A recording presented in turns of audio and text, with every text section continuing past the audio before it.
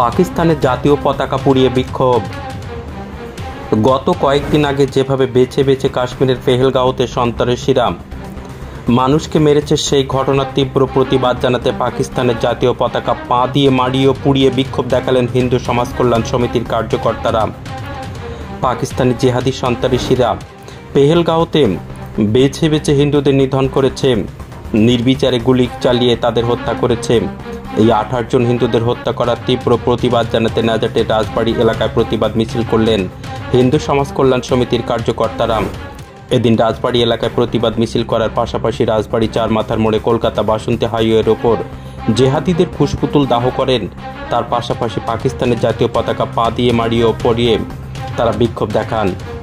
বিক্ষোভকারীদের দাবি, 28 জন হিন্দু নিধনের পরিবর্তে 28,000 জেহাদি সন্ত্রাসীদের নিধন করতে হবে, পাকিস্তানের বিরুদ্ধে সার্জিক্যাল স্ট্রাইক করতে হবে, এমনটাই দাবি জানানো হয় এই প্রতিবাদ মিছিল থেকে।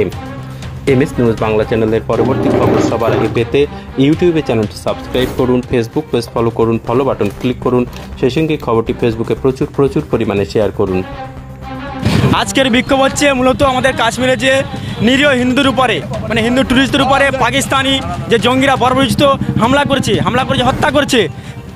তাই নয়, হিন্দু কিনা সেটা প্রমাণ করার জন্য প্যান্ট খুলে তাদের চেক করা হয়েছে। তারা কলমা পড়তে পারে কিনা সেটাও তাদের জিজ্ঞেস করতে পারা হয়েছে। যে কলমা পড়তে পারেনি তাকে হত্যা করা হয়েছে। তার বিরুদ্ধে আমরা রাস্তায় নেমেছি। ভারত সরকারের কাছে অনুরোধ করবো, পাকিস্তানের বিরুদ্ধে ইমিডিয়েট যেন অ্যাকশন নেয় এবং ভারতের মধ্যে লুকিয়ে থাকা পাকিস্তানি গাদ্দারগুলোকে বেছে বেছে বের করুক। এটাই আমাদের দাবি থাকবে। আমার নাম পবিত্র মুনিয়ান, আমি হচ্ছে হিন্দু সমাজ কল্যাণ সমিতির একজন কার্যকর্তা।